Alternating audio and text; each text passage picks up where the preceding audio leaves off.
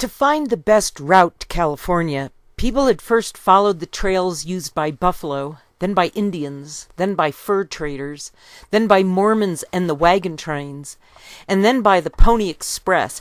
And a book called 7 Trails West had a help wanted ad for the Pony Express that said, "Young, skinny, wiry fellows not over 18 must be expert riders willing to risk death daily, orphans preferred, wages $25 per week, apply Central Overland Express, Alta Building, Montgomery Street." The Pony Express began in 1860 and lasted only 19 months until the telegraph came through in 1861, which was a blessing because of what the Pony Express did to horses. And the army had tried using camels, but the ground was too rocky for their soft feet. The Pony Express had 200 relay stations, and Buffalo Bill was one of the riders, and so was Wild Bill Hickok, and many station keepers were killed at their post by Indians. The Pony Express would ride from St. Louis to the West Coast in 23 days, and a movie about Wild Bill Hickok starring Jeff Bridges showed him going to an opium den several times and telling a female friend that he was starting to have bad dreams after smoking opium, so she suggested that he just stick to whiskey. When the Confederate South cut off some of the Pony Express routes during the war between the states, the Northern Passage helped keep California on the Union side. And in 1862, Abraham Lincoln signed the Pacific Railroad Act, and he called it the Union Railroad in hopes of keeping the country together. Congress had been unable to pass a railroad bill until after the South left the Union, after which there was no longer any dispute about where the chosen route would be. 1 month after Lincoln was sworn into office, the South quit the Union in April of 1861, and Britain had already recognized the South as belligerents on the 13th of March, and the disagreement over the Pacific Railroad Act had come from Southerners insisting that the Homestead Act pass into law along with the Railroad Act so that all land grants along the railroad route would be forced to admit slavery, and the Homestead Act would finally pass in 1862 after the war between the states began, giving 160 acres to anyone willing to settle out west, and the first claim to the free homestead land was claimed by a man named Freeman. The U.S. Navy went on alert up and down the Atlantic coast in August of 1861 to keep the British from interfering in American business, and Lincoln created 2 federal corporations in 1862 and 1864 to build railroads, with the Union Pacific heading towards the west and the Central Railroad starting from California and working towards the center of America.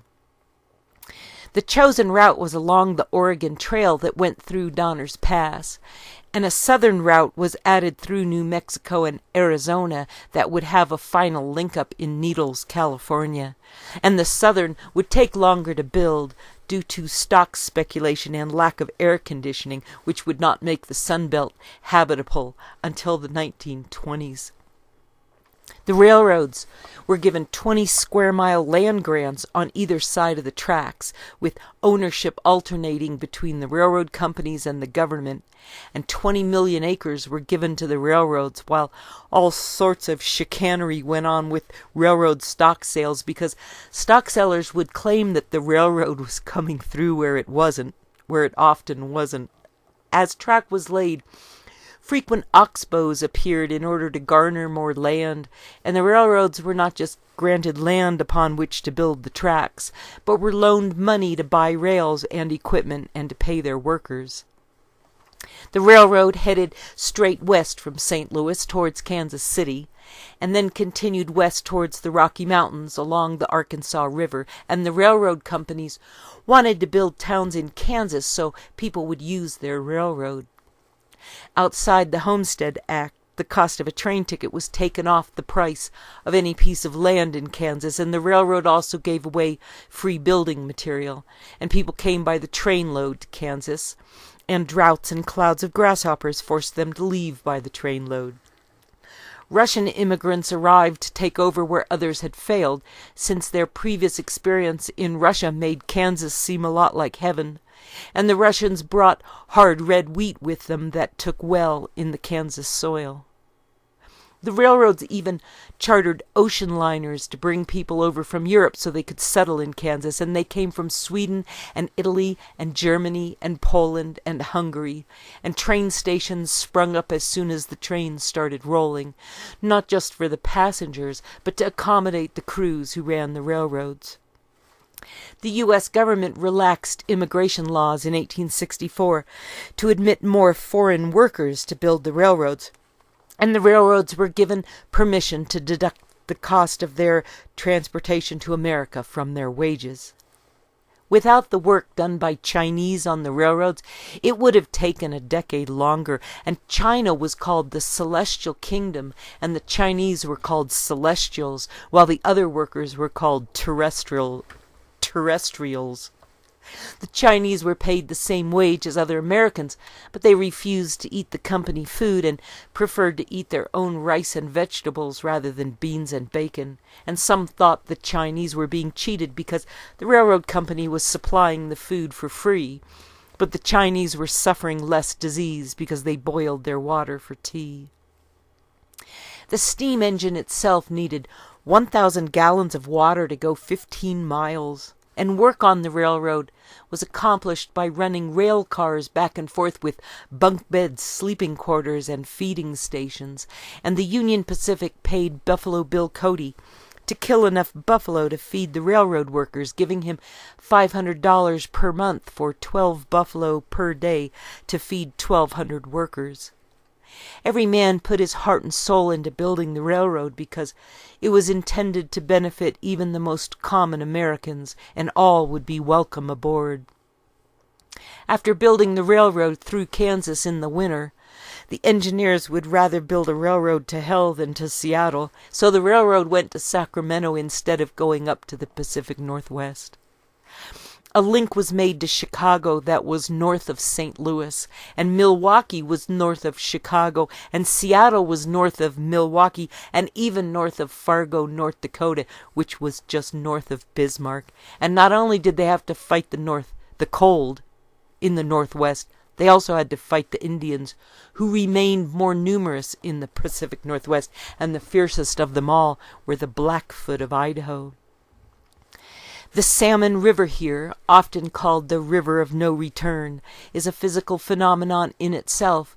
It is the headlong and furious stream that Clark entered in 1805, only to turn back after he'd followed it 50 miles, and it is the river that a few others since that day have ventured to navigate, some to emerge with their hair standing on end, and others never to emerge at all. And the country around it is no less magnificent than the river itself. Its mountainous breadth is the home of hundreds of peaks, many of them unnamed, of more lovely lakes than have been named and explored, and of millions of feet of timber in which there has never been the sound of an axe. This is in many parts an undiscovered forested wilderness, and presents, when seen from the air or from its own altitudes, some quite overwhelming contrasts. It has many a broad sweep of ragged peaks and high, almost inaccessible pockets where mountain sheep live, but adjacent to any of these more formidable reaches, and in almost any direction, there are lakes of utmost loveliness and serenity, or impassable jungles of fir and lodgepole and pine, or meadows where wild flowers grow dense and knee-deep, or river gorges dropping sharp and sudden to the white-capped waters below. There are innumerable smaller streams hidden by shadow and jungle growth where the fish have never seen an angler. There the frontier still lives almost isolated from the world, and mountaineers are still a law unto themselves. Idaho, a guide in word and pictures, WPA Federal Writers Project, 1937, page 46 and 7. The Indians tried to sabotage the railroads, but the war between the states had taught many Americans how to shoot and kill, so the Indians didn't have much of a chance anymore. General Grant would help protect the railroads for many years following the war, and the Union Pacific Railroad to San Francisco was completed in May of 1869, and the highest point on the Union Pacific route was named after the Union general who had burned Atlanta, and they had bypassed Salt Lake City. Now people could ride the train from the east to the west coast in 2 weeks instead of the journey taking 6 months, and so the West was won. The Union Pacific owned 12 million acres of land in 1872, and the cowboys made cattle drives in order to meet the train where the cows were loaded onto cattle cars to be shipped to Chicago for slaughter, as described in The Jungle by Upton Sinclair. Jurgis, too, had heard of America. That was a country where, they said, a man might earn 3 rubles a day, and Jurgis figured what 3 rubles a day would mean. In that country, rich or poor, a man was free, it was said. He did not have to go into the army. He did not have to pay out his money to rascally officials. He might do as he pleased, and count himself as good as any other man. So America was a place of which lovers and young people dreamed. If one could only manage to get the price of a passage, he could count his troubles at an end. It was arranged that they should leave the following spring, and so to Chicago the party was bound. They knew that one word, Chicago, and that was all they needed to know, at least until they reached the city. They sat and stared out the window. They were on a street which seemed to run on forever, mile after mile. A full hour before the party reached the city, they'd begun to note the perplexing changes in the atmosphere.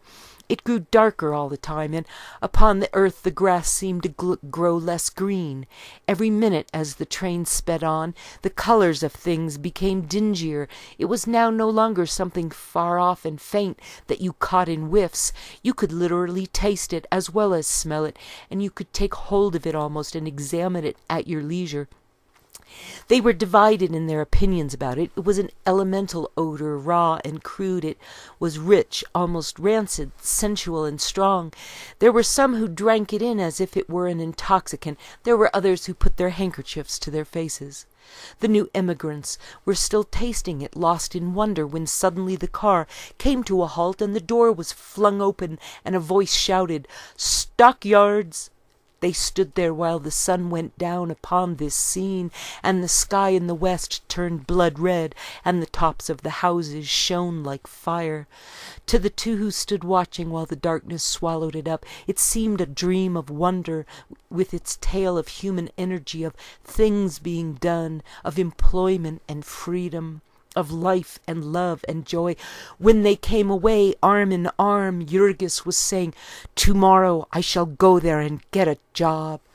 The Jungle by Upton Sinclair, New York, a Signet classic, the New American Library of World Literature, Inc., 1905-1962, page 30 and 34. By 1872, the Santa Fe Railroad reached the Colorado border, and railroad workers in Colorado fought with cowboys over fences, and farmers in Kansas fought with cowboys over fences, and in Montana, cattlemen fought with sheep farmers over available grass on the wide-open range. General Palmer wanted the Santa Fe Railroad to go to Mexico City from Colorado Springs, Colorado, but the Santa Fe Railroad fought him about that, even hiring some gunslingers to back them up. So Palmer gathered his own armed men together and then paid off the hired gunslingers to stand down. The Santa Fe dispatchers refused Palmer's bribes, so Palmer's people surrounded their office and initiated a shootout, and 2 Santa Fe men were killed and 2 were wounded. Thereafter, Palmer was allowed to build his own railroads in Colorado, but the Santa Fe would only pass through on its way to California without stopping, so Colorado Springs failed to grow as much as other towns, alongside the bad rumors the Santa Fe people were spreading about the town. Colorado would become the 38th state admitted to the Union in 1876, and the Santa Fe Railroad stopped at Pueblo, 40 miles south of Colorado Springs, near what is now Fremont County, and Pueblo was 60 miles west of Bent's Fort. The Santa Fe Railroad symbol was popular with southern Indians because it looked like their picture word for the sun god. And legend had it that the Santa Fe symbol was first drawn on a poker chip, but the more popular theory was that it was first made from a circle traced around a silver dollar.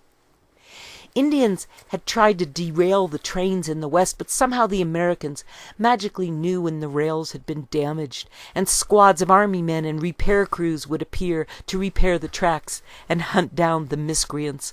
And in 1876, all the Indians who could rode to Montana to kill half of the 600 soldiers led by General George Custer, and the last stand battlefield was right down the road from Bismarck, North Dakota. The events of June 25, 1876, have produced many questions and fueled many controversies, some of them unanswerable. One of the most persistent is, did Custer and his soldiers drink whiskey before the battle? I think there is little doubt that some officers and troopers with Custer did some drinking.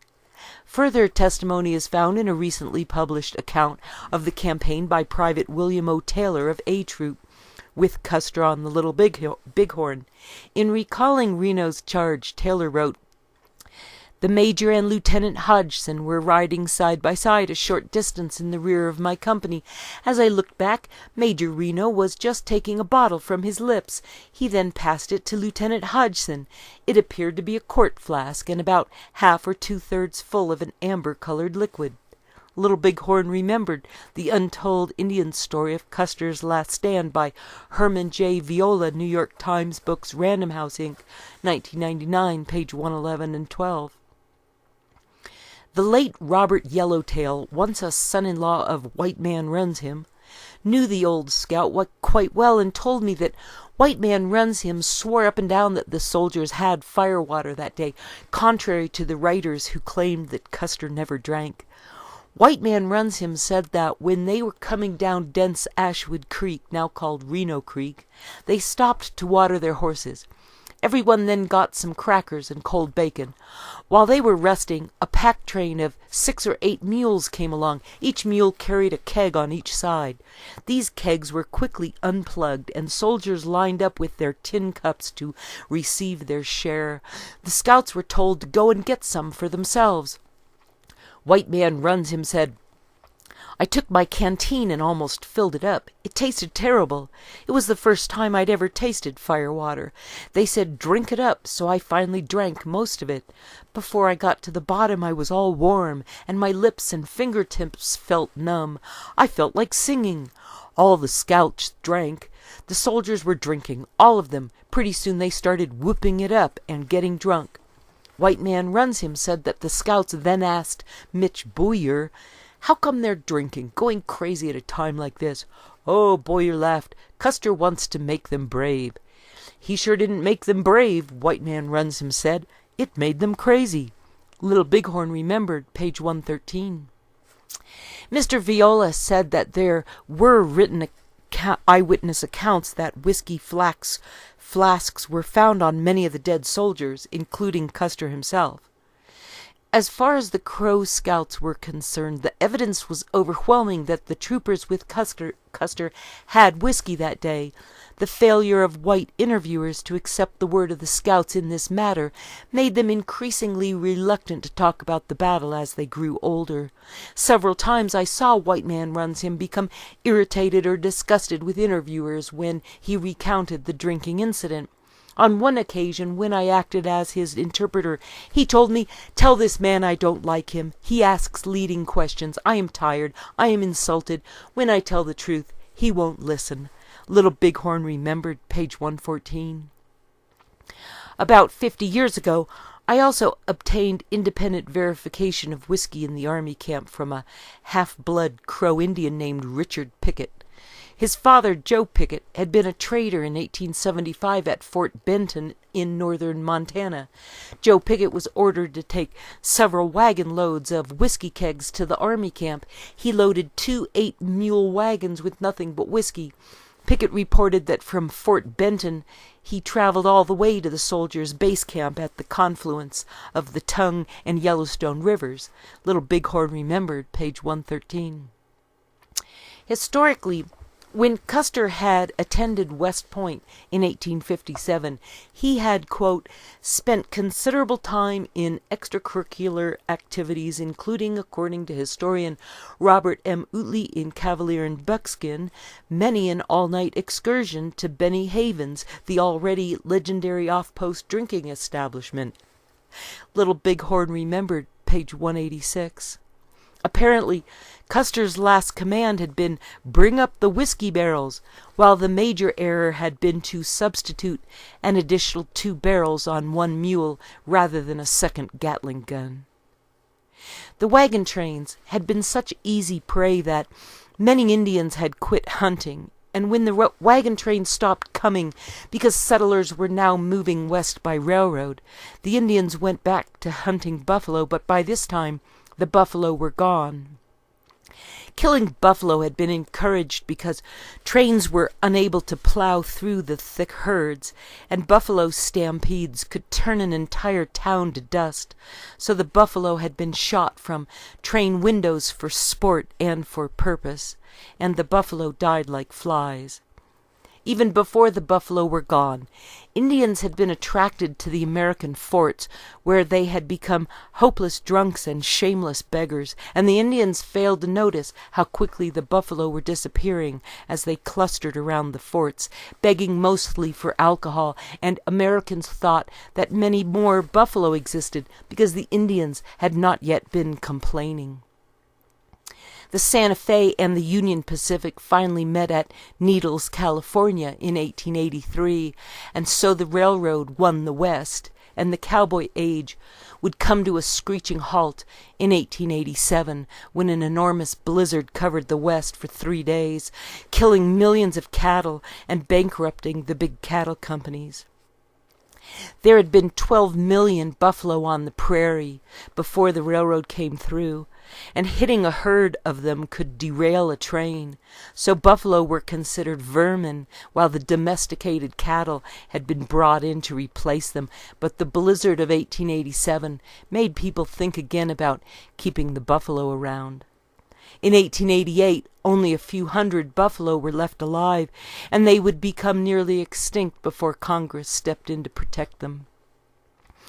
When it had come time to drive the last spike home, the Western Railroad president was so drunk he missed the spike and hit the tie, and the Eastern Railroad president was too hungover to even hit the tie, so they let a common worker drive the last spike home. The Transcontinental Railroad had been made possible by the invention of dynamite in 1866, and Alfred Nobel's youngest brother had been killed in 1864 in an explosion while experimenting with nitroglycerin in the family's factory in Sweden. So Alfred had set his heart on making dynamite safer. Alfred Nobel used fossilized algae from the Elbe River to create his dynamite, and he sold the rights to the DuPont company that was founded by Mr. DuPont, who had fled the terror in France.